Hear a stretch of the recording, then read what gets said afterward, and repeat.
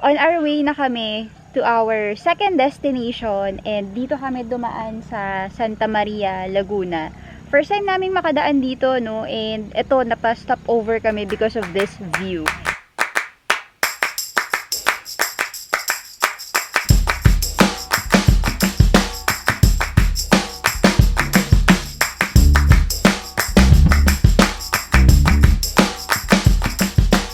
So, nag-hazard lang kami doon. And then, nag-stop kami for this wonderful view.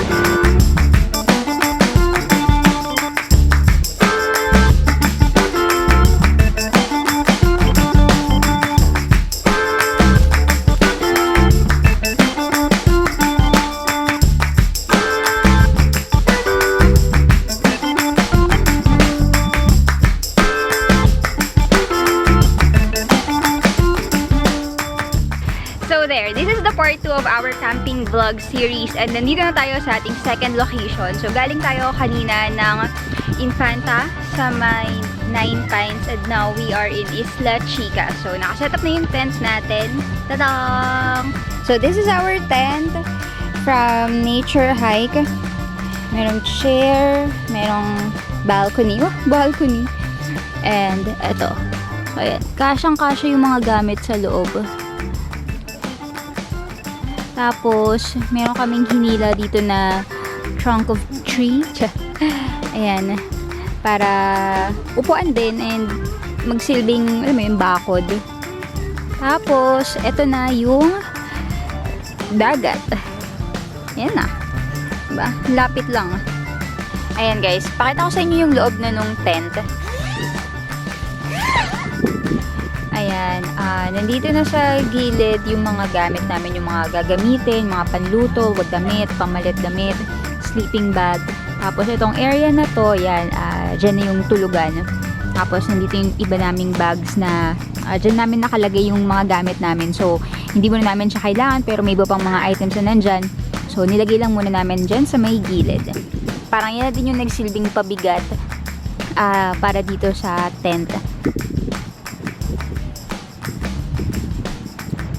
So, after 4 hours ng biyahe, nakarating na kami dito sa Isla Chica ng sakto 2 PM. And yun yung parang check-in time dito. So, wala naman talaga kaming nirentahan na tent or what. Only a space where we can pitch our tent. So, 2 PM, nakapag-register na kami, nakapagbayad na kami. And then, it took us around 2 hours dun sa pag-park, pag-scout ng place, pag-setup ng tent. So, ayun, medyo madami kaming ginawa. And malayo kami dun sa may parking space or yung sa, kung nasaan yung crowd ng mga guests din sa Isla Chica. So, mas pinili namin tong space na to para din somehow isolated and ayun nga, parang practice na din sa mga adventure pa na gagawin namin. So, okay. So, first activity of the day, ito, mangolekta ng pang bonfire at mag-gather ng malalaking bato.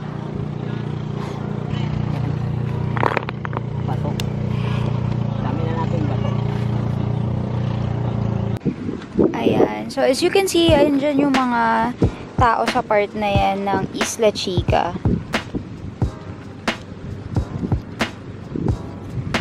Ay, hindi nag-focus. Ayan, nandyan sila. Dyan lang nag-part na yan. Tapos dito, sa tapat namin, ayan, wala na. Wala nang tao. Diba? Ganda.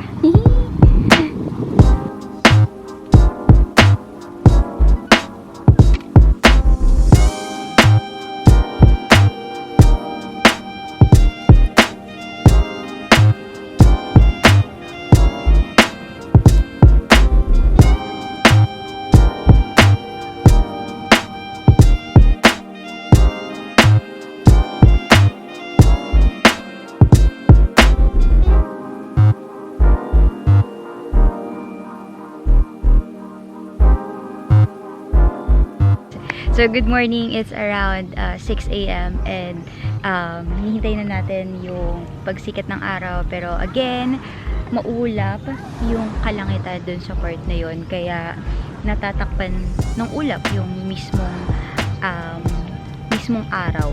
And dito sa tabi ko, yan, meron lang tayo dyang bonfire, tapos ito upuan, and hinihintay na maluto yung pagkain, breakfast na luncheon meat or yeah, tapos pancit canton, and then kape. So ayun, napaka chill ng weather dito, no. I mean, malamig yung simoy ng hangin na naghamog na ata kaninang madaling araw, kaya actually basa yung buhok ko. Hindi naman ako naligo sa dagat or nag-shower kagabi, pero ayan, I'm not sure if you can see, pero basa yung buhok ko dahil yan sa hamog nga kagabi or kaninang madaling araw. So malamig yung weather kanina, no. Even kahit nung kagabi, malamig yung simoy ng hangin. So eto, payapa ulit ng tubig ng dagat. Tapos mamaya pupunta tayo dun sa dulo. Yan. Pupunta tayo dun sa dulo. Tingnan natin kung matatanaw natin yung kabilang parang may resort din dun sa kabilang side. So kakain muna kami, and then magpipicture and then punta na tayo dun sa dulo para may energy na tayo maglakad-lakad. Yan. Bigyan naman natin ng konting exposure yung ating husbando na masigasig na nagpe-prepare ng breakfast at nagvo-vlog. Breakfast is almost ready. So, ito, nagto-toast na lang ako ng bread. And then, meron tayo ditong pancit canton. Tapos, we have here luncheon meat. So, tapos mamaya kakain na tayo. Yan guys, may nakakuha ng tahong. Kaya, tingnan natin kung makakain natin to. Smoked tahong for breakfast. Yeah. This is our tahong. Yan, bumuka na siya. This is the tahong. Meron siyang crab na maliit there. That's a parasite. No, we don't eat that. And that. So, we decided not to eat it. Mahirap nang sumakit ang tiyan. Meron pa kaming isang destination na pupuntahan. Samang namatay. Crap. Wawa. Naluto. So, ayan. Done na kaming kumain ng breakfast. And unfortunately, hindi namin nakain yung tahong dahil mahirap na sumakit ang tiyan. No? So, maybe next time. It's 7 a.m. So, it's time to have a morning swim. Langoy na tayo.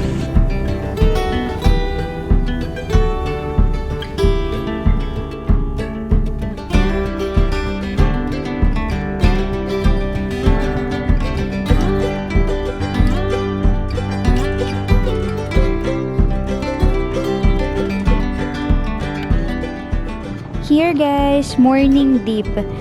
Ang linaw ng tubig. Kitang-kita nyo.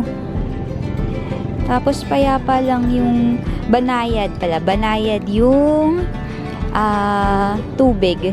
Yung dagat. Ayan no, kitang-kita. Oh. So hindi siya yung pure sand, pero malinis yung tubig. No. So, may mga corals or dried corals, patay na corals. Tapos, bato. Kaya, ayan, buti na lang, ganito yung slippers natin, no? Trekking sandals. Kaya, hindi naman tayo masasaktan yung paa natin dito. And dahil nga sa maganda yung panahon ngayon, tapos, hindi pa masakit sa balat yung sinag ng araw, around 6:15 na. So ito, madami na din naglalakad-lakad dito sa may dalampasigan. Nagdadatingan na rin yung mga bangka. I think para to dun sa mga nag-overnight na galing ng ibang isla or siguro for island hopping. Not sure, pero ayan, ang dami ng mga bangka.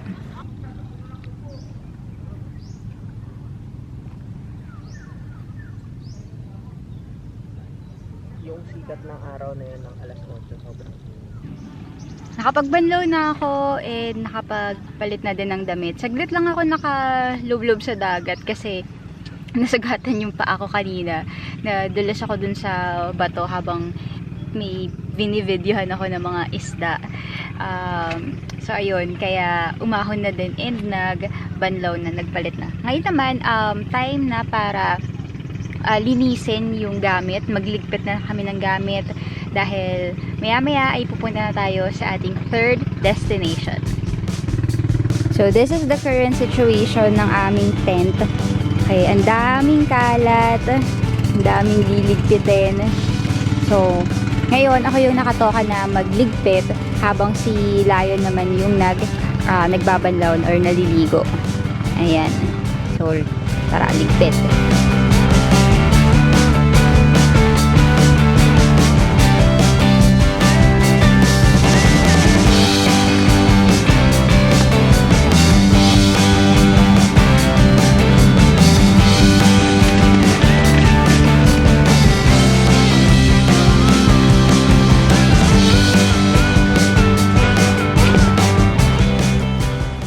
It's currently about 9:30 and we are still camping out. Inaayos namin yung mga gamit ito. Liligpitin yung tent and then dadalhin dun sa may parking lot and then aayusin tapos saka pa lang kami makakalis.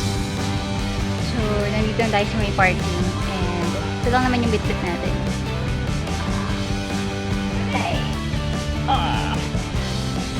Sheesh.